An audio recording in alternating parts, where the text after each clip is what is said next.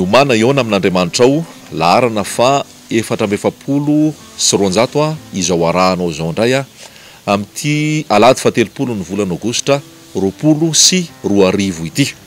Fifaliana trany no afahana miaona amintsika tsirairay avy ary izara ampitiavana ampanetretena azao teny zay nampitondraina anay izao ny alalan'ny fitarian'ny fanamasina.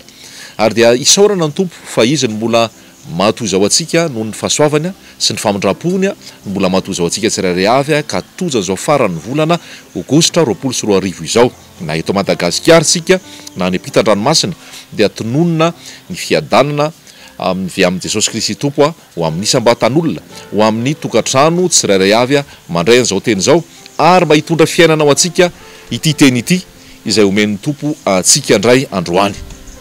Zao ny lohatenin'ny fitoriana zay ambara: Manaova ny marina. Manaova ny marina.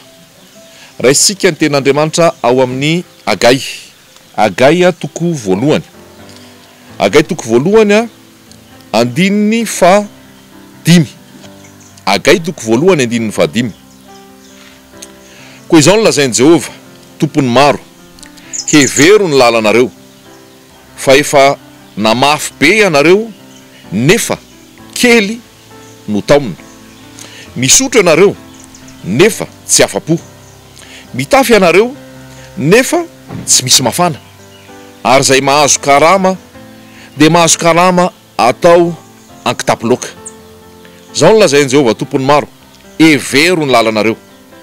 Miakara ny tendrombohitra ka maka azo ary ataovy ny trano, dia ankasitrahako zany, sady ankalazaina ho Jehova. Nanapo be ianareo, kanjo indro kely monja. Ary noho ny taominareo dia notsofoko. Nahoana ho Jehova, tompony maro? Satria varava ny tranoko, nefa ianareo samy miazakazaka hanao ny tranonareo avy. Amen. Hatreo io tenin'Andriamanitra io no raisika: manaova ny marina. Ny fepetra idirana any an-danitra, ny fepetra ahafahana hiara-iakatra amin'ny fiangonana hitsenan'i Jesosy eny amin'ny raolanitra rehefa ho avy zay fotoana zay, dia ny fandehanana amin'ny fahamarinana. Raha tsorina zany izy dia hoe iza ny olona hiakatra rehefa ho avy Jesosy Kristy eny amin'ny raolanitra? Tsy iza fa ny olo-marina. Iza no andova ny fanjakan'ny lanitra, ny hiditra amin'ny fanjakan'ny lanitra, azo ny fiainana mandrakizay? Tsy iza fa ny olo-marina. Zao ny zavatra misy raha Madagasikara anjerentsika.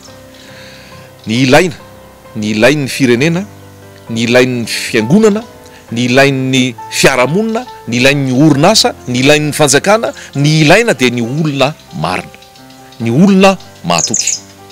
Mety nianatra be ianao ary manam-pahaizana, manana diplôma. Tsy fantatra ianao na nivoaka ny université any Harvard, na nivoaka ny université any Oxford, na ny Paris Dauphine, na ny Sorbonne, reo grandes écoles reo, na ny veto Madagasikara ihany koa, ary tena hoe manam-pahaizana, manana fahalalana, diplômé. Fa izao no ambarako amintsika: tsy misy antony zany, ary tsy mitondra inoninona zany raha vao tsy entina amin'ny fahamarinana. Mety manam-pahaizana, manam-pahalalana, manana traikefa, fa raha tsy entina amin'ny fahamarinana, anompona ny hafa, hitiavana ny hafa ho amin'ny fampandrosoana, dia tsy misy antony zany. Lasa mihetsifetsena olona fotsiny, lasa angalarana fotsiny, lasa anabotriana fotsiny. Ka ny ilain'ny firenena dia ny olo-marina. Be da be ngeny manam-pahaizana e, be da be ngeny manana traikefa e, be da be ngeny manan-tsaina e, fa maninona mbola mahatra ihany Madagasikara?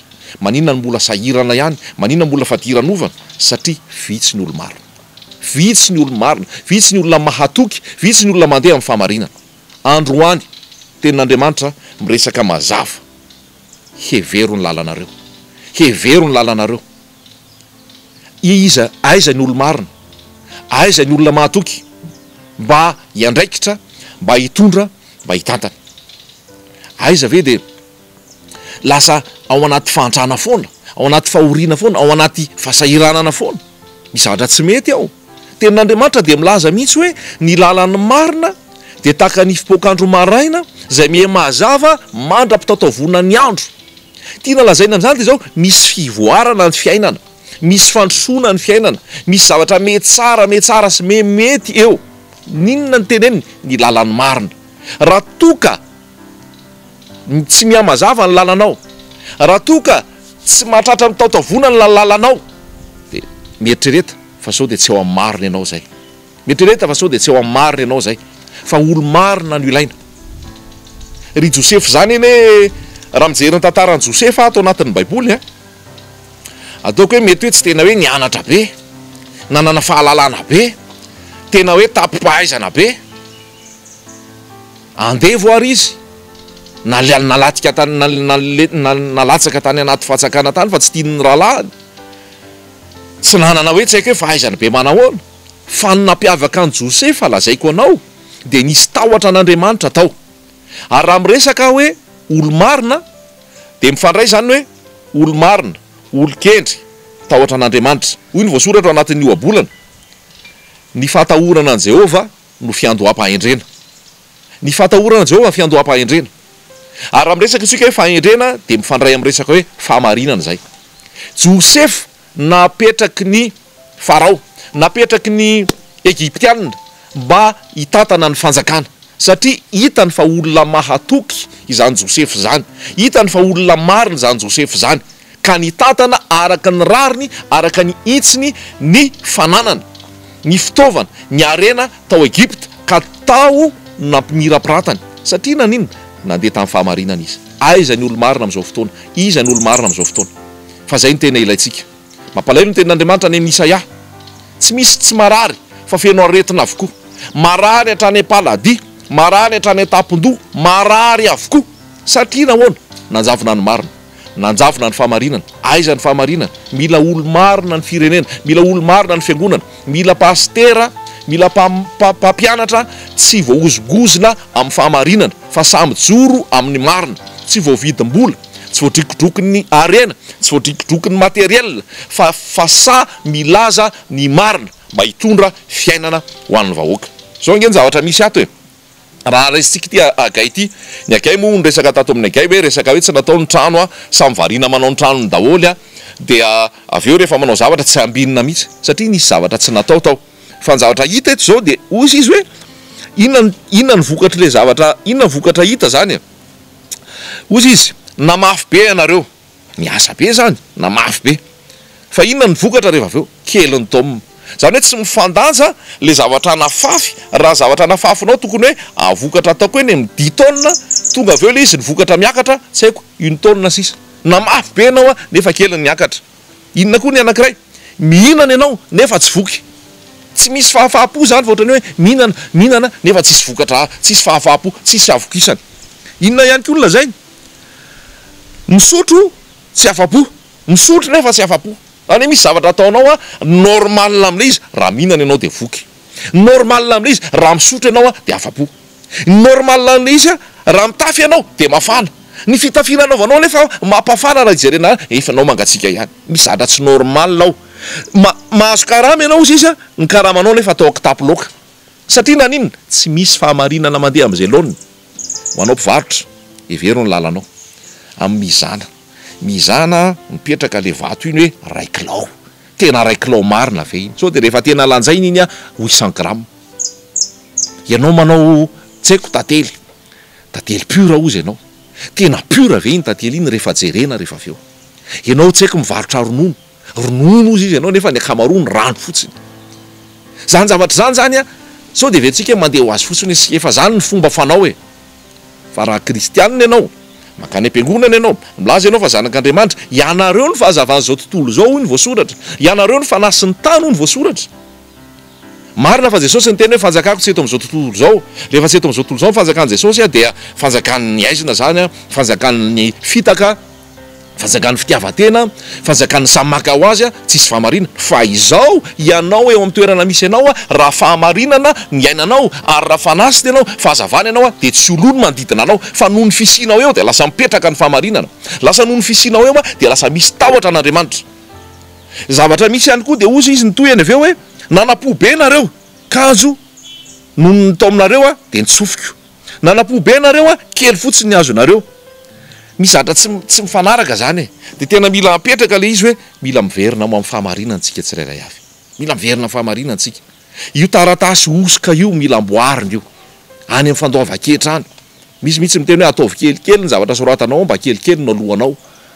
Andriamanitra anie mahita an'io e. Ary io etra io ampandrosoana ny fanjakana, ampandrosoana ny firenena.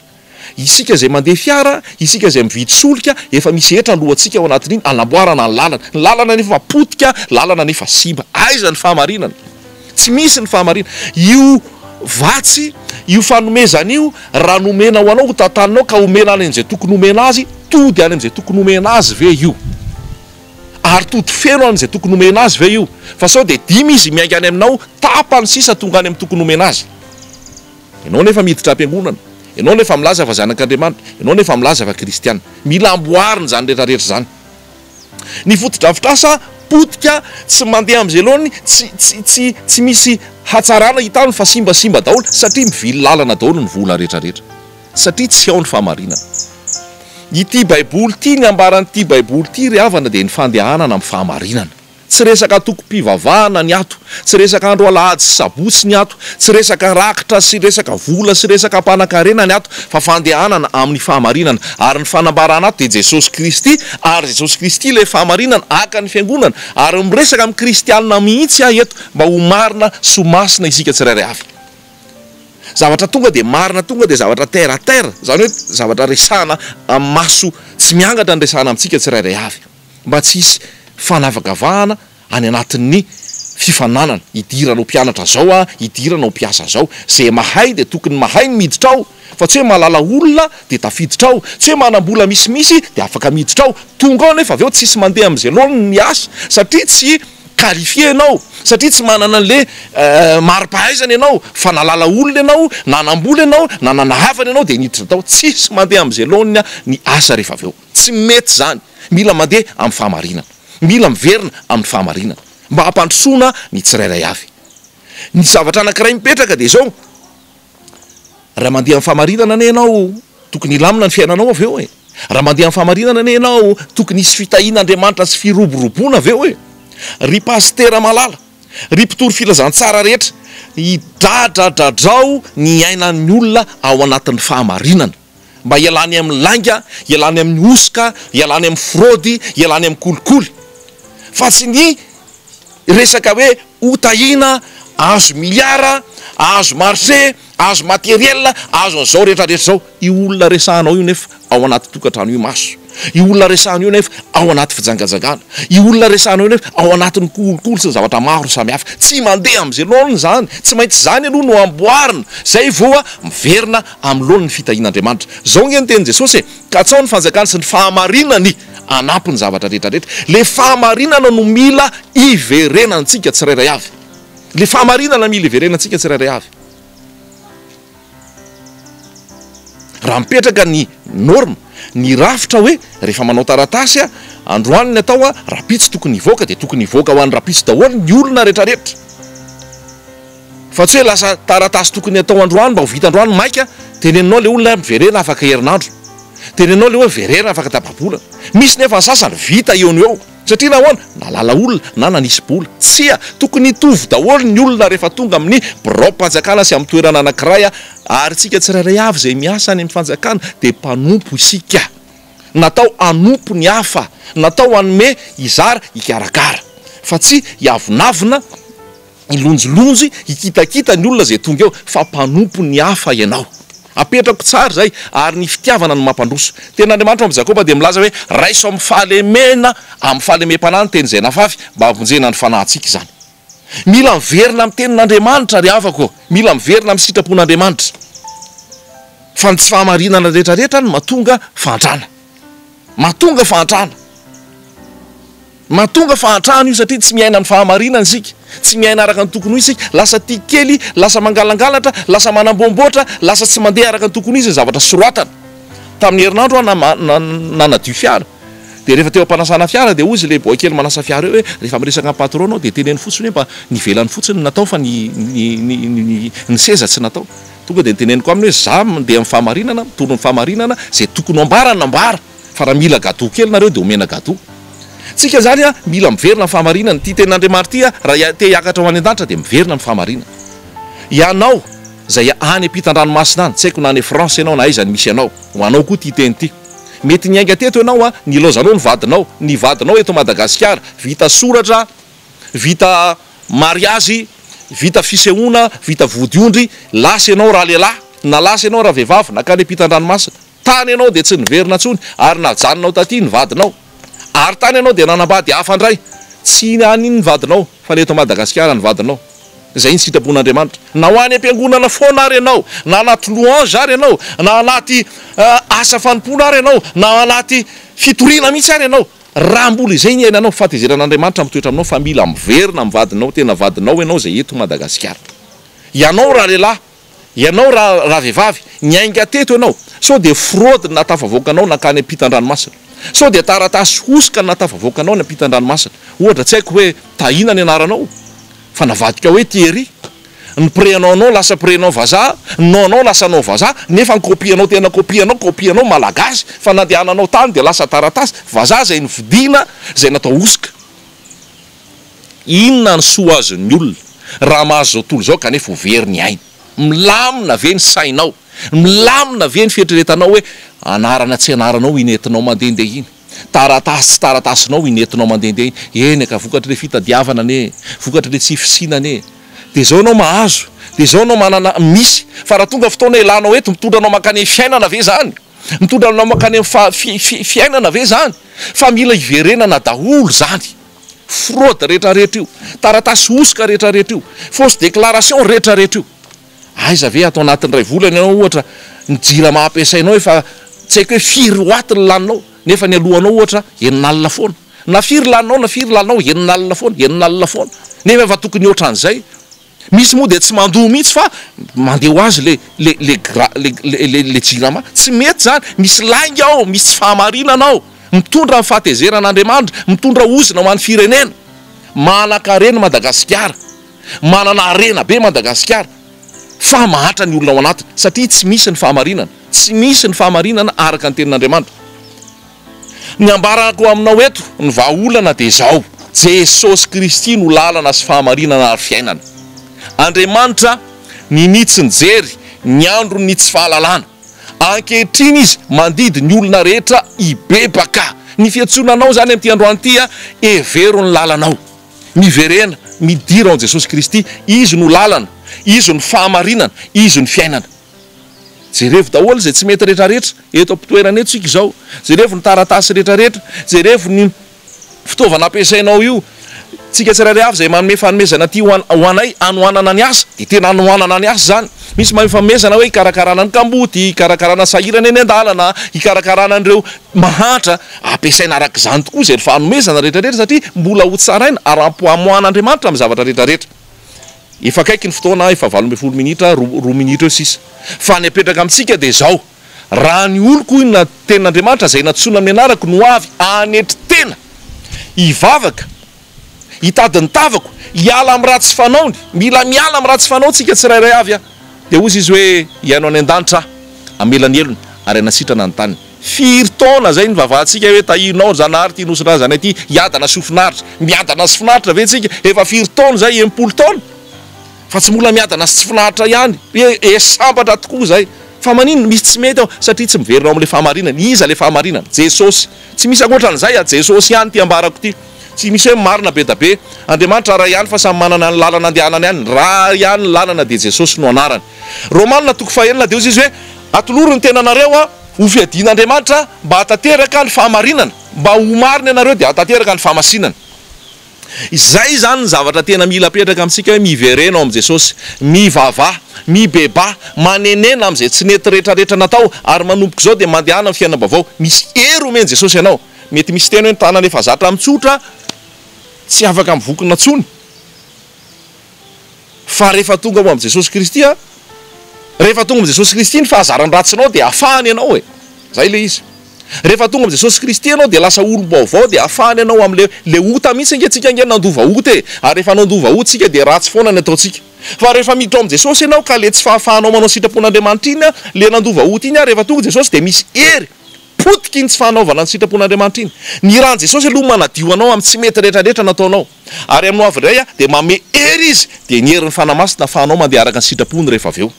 Dia ho azy ny voninahitra fa tapitra ny fotoana fa anisan'ny mpiaino mpakatotsika mba hitondra fiainana ho an'ny tsirairay avy. Ho an'i Jesosy ihany voninahitra. Amen.